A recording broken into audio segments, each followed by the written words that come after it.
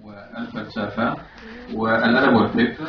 أتوجه بالشكر للأستاذ إيهاب البسيوني، أتوجه بالشكر للشاعر فؤاد طمان، وفقد عرفتهما في اللقاء السابق.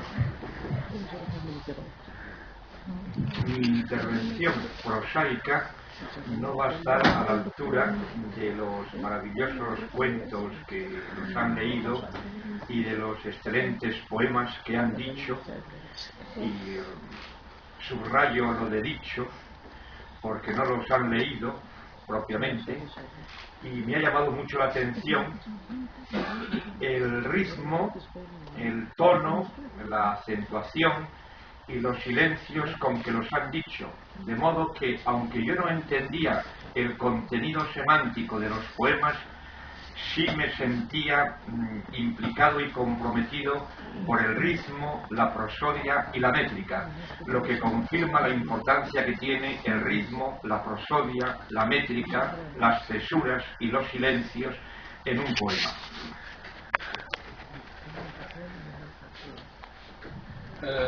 مداخلتي لن تكون على شاكلتي أو على نفس القامة التي عليها القصص القصيرة والقصائد التي ألقيت. غير أنني رغم أنني لا أعرف العربية، لكن ما لفت انتباهي هو إيقاع الإلقاء والوقفات والصمت والنغمات. ورغم أنني لم أدرك المعنى الدلالي بالكامل لكل واحدة من هذه القصائد أو لهذه القصص القصيرة، إلا أن الإيقاع والعروض والوقفات كل ذلك يمثل أمرا مهما بالنسبة لي في هذا الإلقاء الشعري. En el tiempo del que dispongo, solamente voy a indicar algunas líneas de lo que me ha llamado la atención a mí como filósofo de la poesía y sobre todo de las relaciones entre poesía, filosofía, literatura y filosofía. Platón, en el libro 10 de la República, escribió que vieja es la querella, viejo es el combate entre la filosofía y la poesía. Y desde mi punto de vista es tan viejo como Platón, porque es Platón mismo el que lleva al extremo esa oposición entre poesía y filosofía, siendo él, por otra parte, un gran escritor, un gran seductor literario. Y junto con esta constatación de este conflicto, que me gustaría poder explicar si tuviese tiempo, me ha llamado la atención el distinto modo de concebir la poesía a lo largo de los 30 siglos en la cultura occidental. في الوقت المتاح لي في هذه المداخلة أود أن أشير إلى بعض الخطوط بالنسبة لي كفيلسوف، وعن تتعلق بالعلاقة بين الفلسفة والشعر والفلسفة والأدب. نعرف أن أفلاطون في كتابه العاشر تحدث عن هذه الخصومة بين الفلسفة والشعر أو هذا التقابل بين الشعر والفلسفة. عارفين أو نحن نعرف مسبقا أنه واحد من كبار العظماء من الكتاب. في هذا الإطار لفت انتباهي عملية تلقي الشعر أو إلقاء تلقي الشعر على مدى 30 قرنا من حياتنا في الثقافة الأوروبية. No solo se trata de que hay muchos tipos de poesía, hay poesía épica, poesía coral, hay poesía elegíaca, hay poesía trágica, hay poesía didáctica, hay poesía elegíaca. No se trata solamente de esto. Por ejemplo, es muy llamativo que uno de los más grandes poemas de la antigüedad latina sea un maravilloso poema en el que con extraordinarias imágenes, con ritmos y sintaxis de una increíble fuerza, la ciencia misma, el sistema científico epicúreo, habla poéticamente en maravillosos hexámetros. Me estoy refiriendo al poema de Rerum Natura de Lucrecio.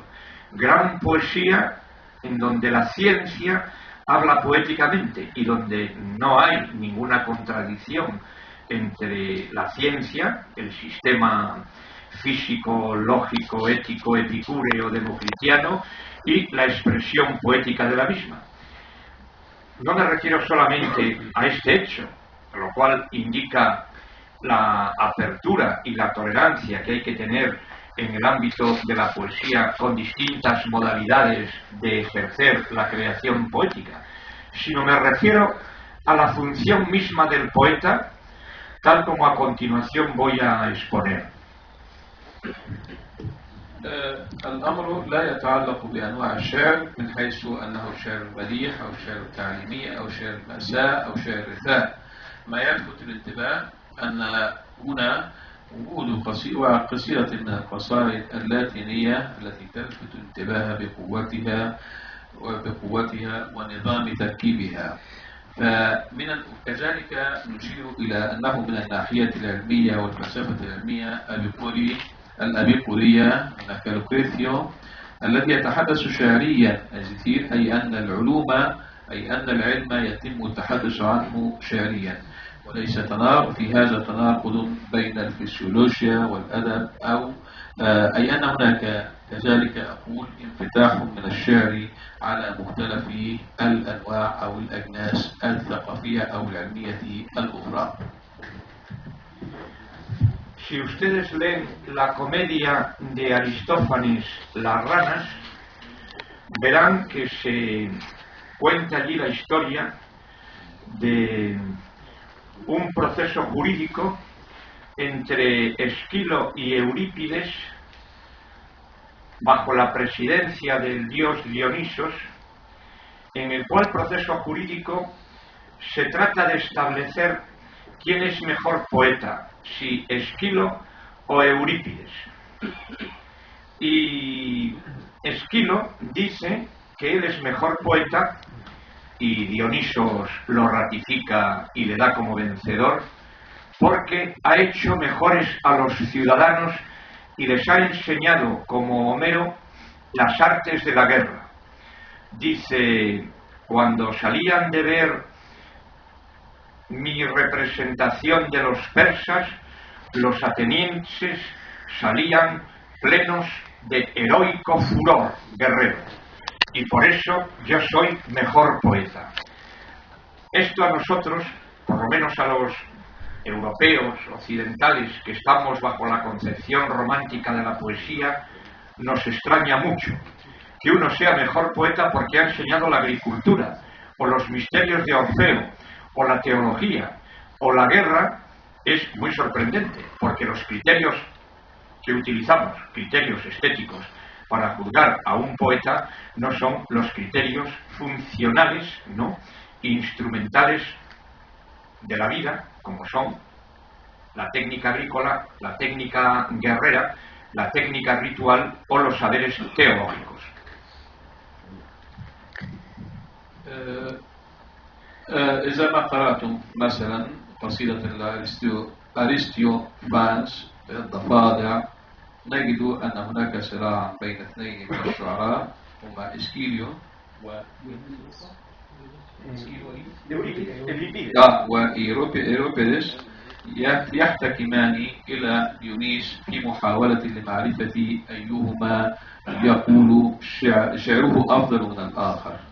هنا يتحدث إسكيلو ويقول بأنه أفضل شاعر لأنه علم الناس كيف يحملون السلاح ضد الفرس. هذا بالنسبة لنا معشر الذين نفهم الشعر الرومانسي أو لنا معايير رومانسية لفهم الشعر هو محل استغرابنا، لأن معاييرنا ليست هي المعايير الوظيفية التي تتعلق بإيقاع الحياة في تعليم الزراعة أو تعليم فن حمل السلاح، أي أن المعايير الجمالية لهذا وذاك مختلفة في هذا السياق. en esa cultura el poeta era valorado por su función de educador social, por su función de transmisor de los saberes teológicos y humanos. Era el educador que transmitía la enciclopedia de la comunidad, de la tribu, y por eso era apreciado en cuanto poeta. Y es precisamente por aceptar ese criterio de que el poeta es el educador por el que Platón piensa que tiene que ser expulsado de la ciudad, ya que en su opinión no educa bien. En la opinión de Platón, el modo de formular y de presentar en los recitales poéticos, no hay que olvidar que el poeta griego se parecía más a un cantautor que da un concierto actualmente que no a un poeta que lee sus versos en un Ateneo o aquí mismo, ¿no? Entonces, Platón dice, efectivamente, el criterio para juzgar a un poeta ha de ser su valor como educador de la ciudadanía, de la comunidad.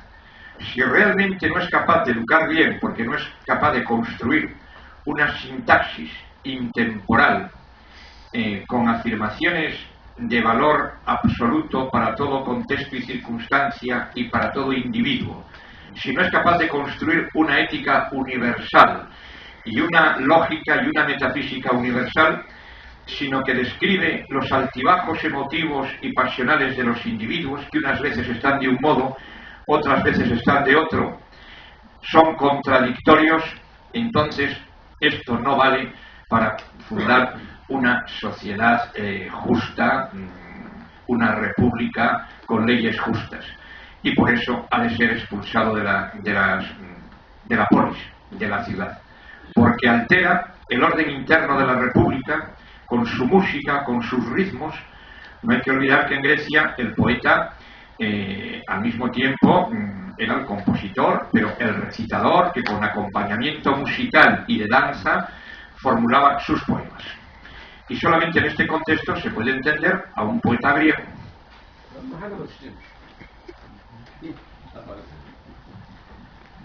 في هذه الثقافة التي تحدثت عنها نجد الشاعر هو المعلم وهو ناقل للمعارف وموسوعة للناس. وعند قبول هذا يرى أفلاطون أن الشاعر الذي لا يفعل هذا أو لا يقوم بهذا الواجب يجب أن يطرد من المدينة.